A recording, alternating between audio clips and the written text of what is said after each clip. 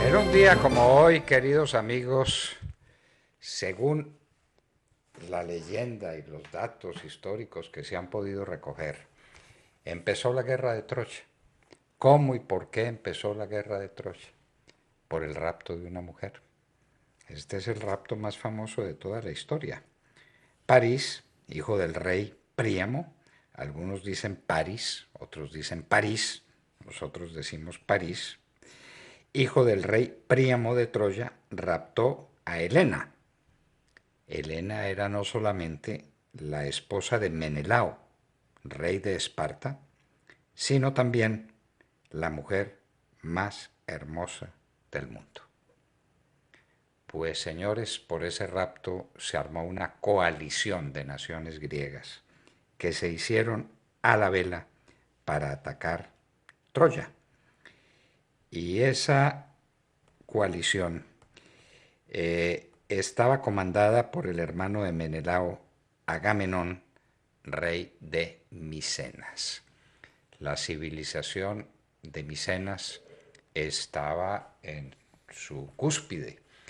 Era el momento en que declinaba el poder de los fenicios en todo el Mediterráneo y que la civilización micenaica hacía su ingreso por la puerta grande en la historia de la humanidad.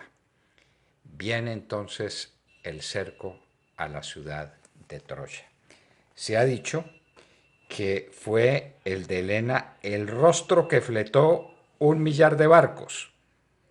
Y tal pues lo mismo se diría entonces de la propia Helena. 1.000.000 de barcos. Perdón, 1.000 barcos. El emplazamiento de Troya, ¿cuál es? Sobre esto ha habido una discusión muy grande. Un grande antropólogo, investigador, Heinrich Schliemann, visitó el emplazamiento de Troya en 1868 y algunos decían que la ciudad nunca había existido, pero se discutió entre dos sitios. Izarlik, 9 kilómetros al norte, de otro lugar llamado Bunarbashi, que era también candidato a ser la sede. Schliemann demostró que la hipótesis más probable y la que se confirmaba por las investigaciones que hizo fue la primera de Izarlik. Entonces, eso se comprobó con razones históricas, mirando las declaraciones que en últimas lo son del gran poeta Homero. ¿Qué quedó de la guerra de Troya? De la guerra de Troya queda toda la historia de la civilización griega cantada por un rapsoda ciego, por Homero, que según dice la leyenda, porque todo esto es parte de la leyenda, recorrió varios siglos después de la guerra, recorría las ciudades de Grecia cantando lo que había ocurrido en Troya. Como iba de lugar en lugar, tal vez la copia que nos ha llegado de su grande canto, uno de los más grandes cantos épicos de la humanidad, el mayor, digámoslo con toda tranquilidad, la Ilíada, no es siempre un canto o una narración hilvanada, porque tal vez un canto aquí y un canto allá, y cuántos se pudieron vender, le rompe unidad temática a la Ilíada en algunos momentos, puede advertirse ese hecho. Lo cierto es que la historia de la civilización griega queda demostrada en la Ilíada. Cómo era la relación de los hombres y los dioses, cómo era la relación de los combatientes entre sí, y la historia de los griegos que asaltan y de los troyanos que se defienden, cómo era la organización civil, la civilización política y la civilización militar de Troya que resistió durante 10 años el embate. En la mitad del camino acontecimientos tan descomunales como la lucha a muerte entre Héctor y Aquiles. Héctor queda muerto en el campo. Aquiles le da muerte finalmente y es una de las luchas más notables de la historia humana.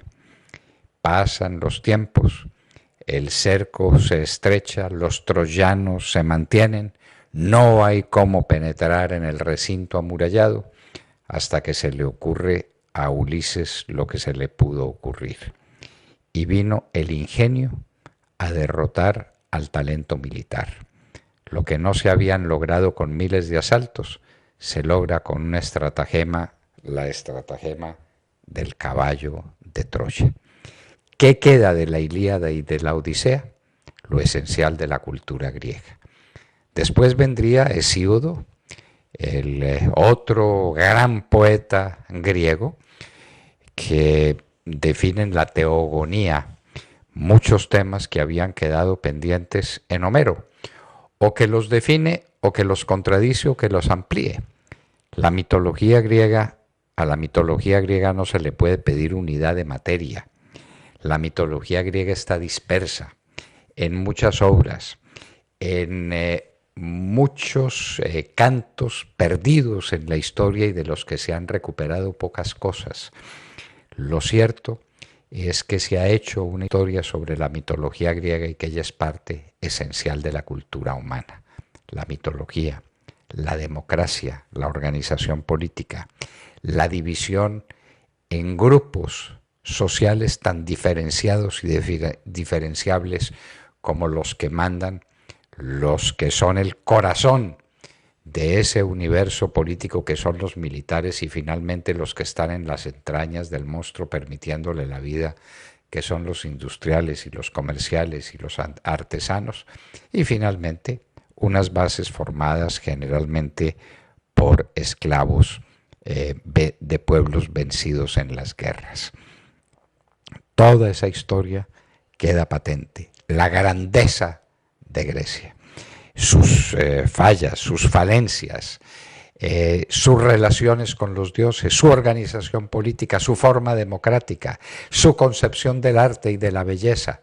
No se ha escrito un libro más revelador que el libro de Homero, la Ilíada, sobre toda la cultura de Micenas, sobre toda la cultura griega, que tiene esa expresión maravillosa, extraordinaria, casi monstruosa, que es en el relato de Homero sobre la guerra de Troya, que probablemente existió y que tal vez Homero no le puso tanto empeño a la imaginación como en recoger por todas partes noticias que se transmitieron por generaciones, esto es varios siglos después de la guerra, para cantar el canto más grande que jamás se cantó en la Ilíada y después en la Odisea, las peregrinaciones de Ulises Odiseo por regresar a su patria Ítaca, por reunirse con su esposa y para darle muerte a sus pretendientes. En un día como hoy, supuestamente, pero dejémoslo así, fue en un día como hoy, empezó la guerra de Troya causada por el rapto de una mujer, la más bella mujer de todos los tiempos, por lo menos en el canto inmortal de Homero.